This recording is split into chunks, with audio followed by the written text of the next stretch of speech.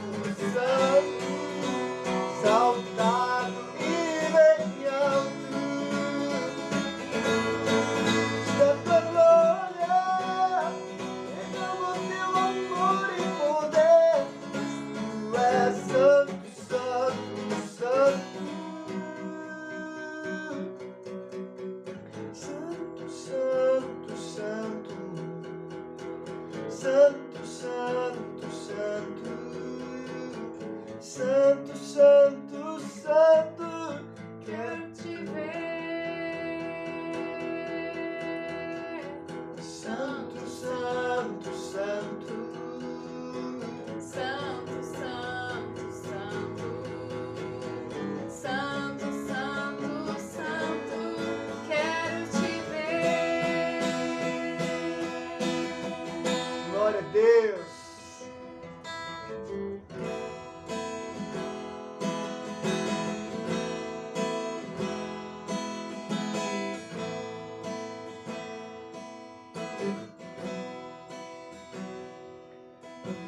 Se o sol se pôr e a noite chegar, tu és quem me guia.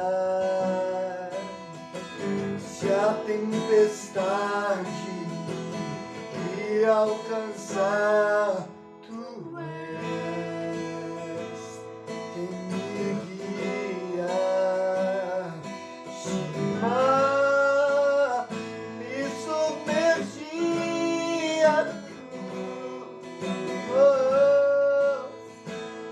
traz à tona pra respirar, me faz andar sobre as águas.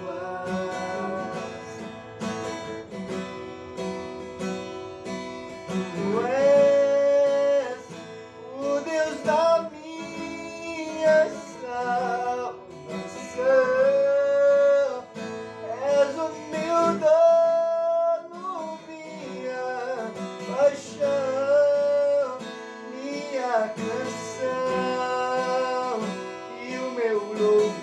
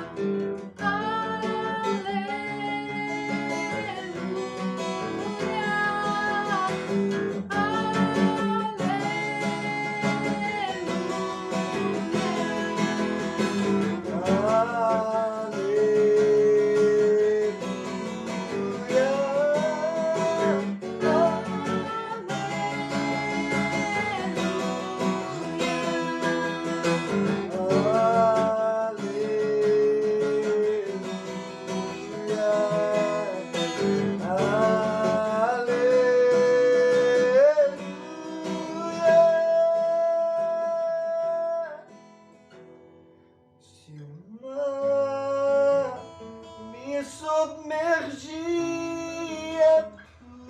tua mão me traz à tona pra respirar e me faz andar sobre as águas. Tu és o Deus da minha salvação, és o meu dono, minha canção e o meu louvor.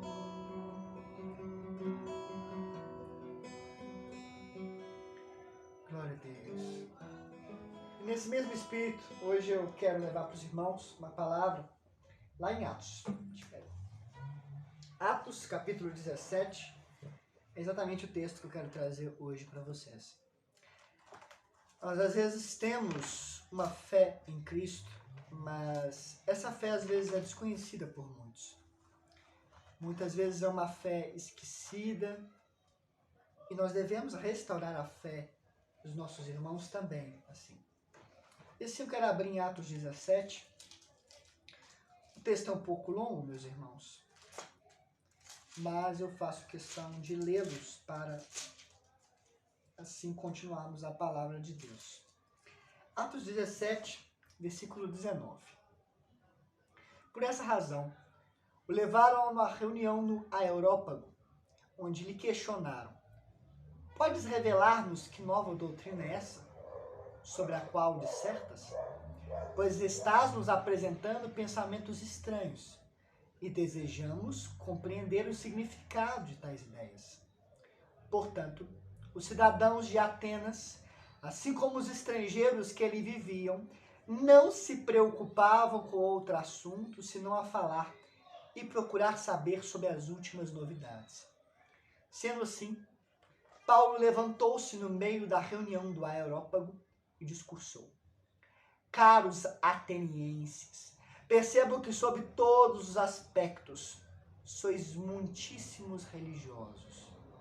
Pois, caminhando pela cidade, observei cautelosamente seus objetos de adoração e encontrei até um altar com a seguinte declaração: ao Deus desconhecido. Ora, pois é exatamente esse a quem cultuais em vossa ignorância que eu passo a vos apresentar. O Deus que criou o universo e tudo o que nele existe é o Senhor dos céus e da terra, e não habita em santuários produzidos por mãos humanas. Ele também não é servido pelas mãos dos homens, como se precisasse de algo, porquanto ele mesmo concede a todos a vida, o fôlego e supre todas as nossas necessidades. De um só homem fez Deus todas as raças humanas, a fim de que povoassem a terra, havendo determinado previamente as épocas e os lugares exatos onde deveriam habitar. Deus assim procedeu para que a humanidade o buscasse. E provavelmente, como que te tateando, não deseja estar distante de cada um de vós. Pois nele existimos, nos movimentamos e existimos, como declara alguns de vossos profetas, porquanto dele também sois descendentes. Portanto, considerando que somos geração de Deus, não devemos acreditar que a divindade possa ser semelhante a uma imagem de ouro, prata ou pedra, esculpida pela arte e idealização humana. Em tempos passados, Deus não levou em conta essa falta de sabedoria, mas agora ordena que todas as pessoas em todos os lugares cheguem a um arrependimento, porque determinou um dia em que julgará o mundo com rigor de sua justiça, por meio do homem, que para isso estabeleceu. E quanto a isso, ele deu prova a todos ao ressuscitar dentre os mortos.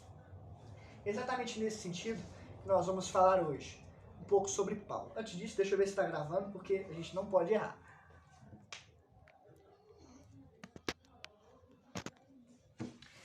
E nesse sentido, nós vamos falar aqui sobre esse Deus desconhecido. Paulo, ele usa... É muito interessante como Paulo ele estabelece e prega a fé aos irmãos, mesmo desconhecido, né? Aquilo, Atenas, era uma das grandes cidades gregas, né? Junto com Atenas, você tinha Esparta. Esparta e Atenas eram as maiores pequenas cidades que representavam a Grécia. Atenas era uma cidade com muita força política, mas ela não tinha uma força militar. Por isso ela contava sempre com Esparta. Inclusive nós vamos ver na história a Guerra do Peloponeso, que é a guerra entre Esparta e Atenas. Então, esse é o contexto do qual Paulo estava aqui. Não o contexto da guerra, mas o contexto de duas cidades que na época eram muito ricas. E assim é Atenas.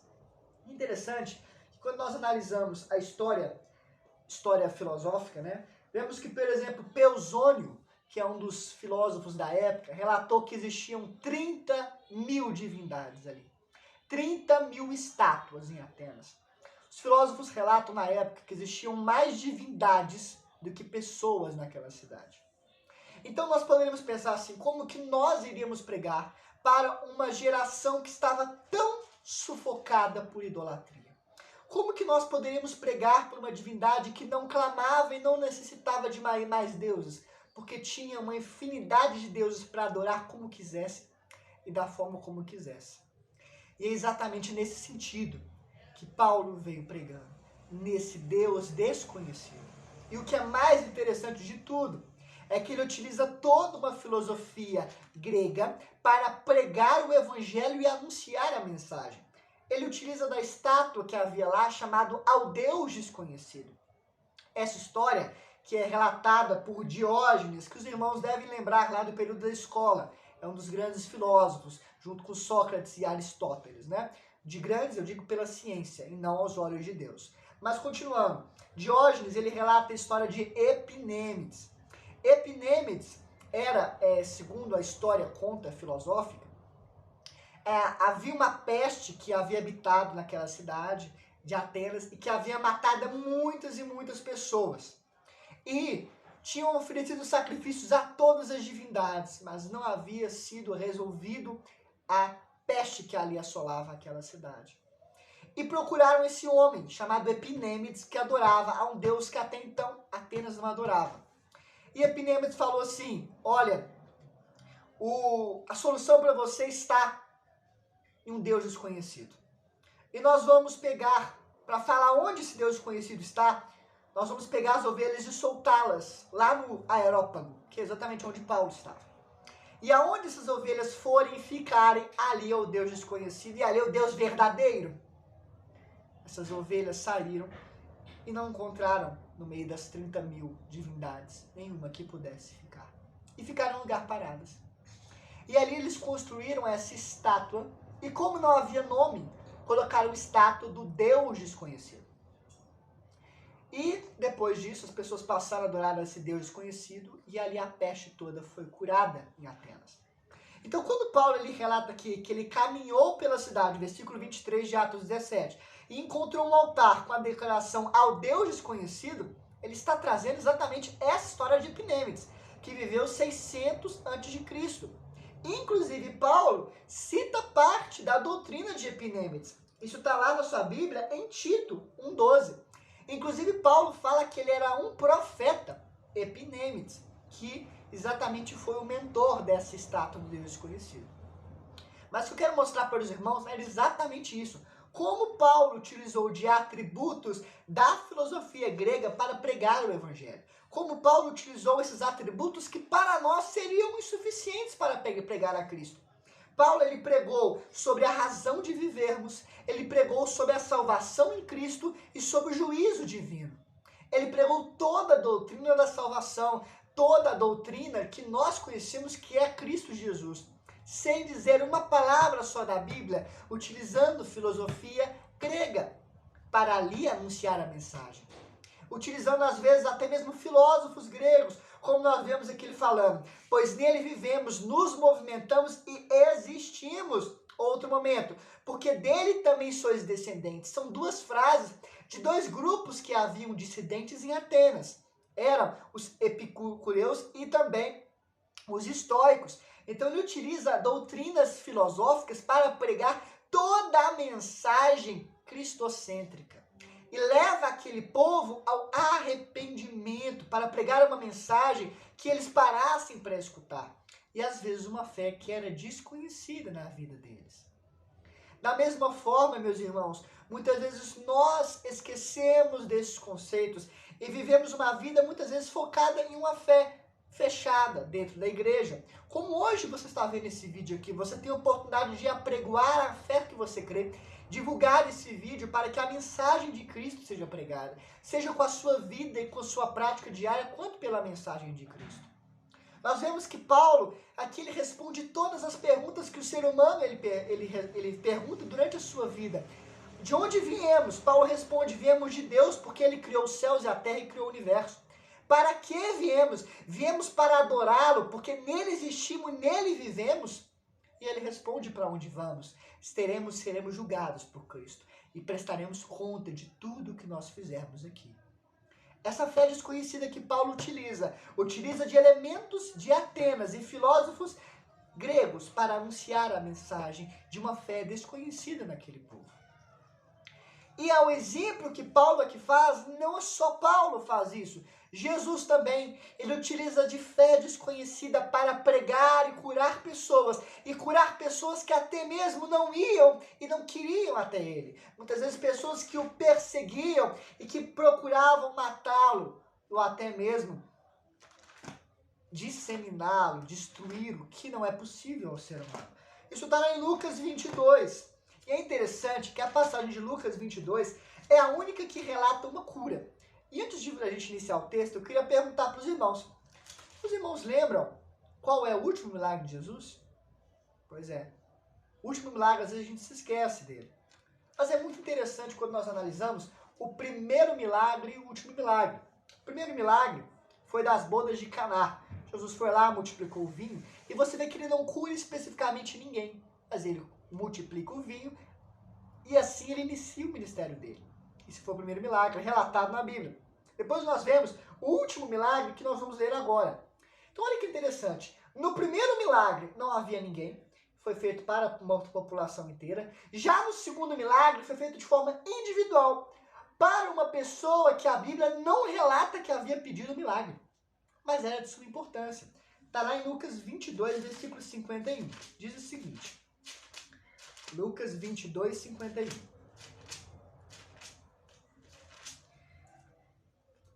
Enquanto 47. Enquanto ele ainda falava, chegou uma multidão seguindo a Judas, um dos 12.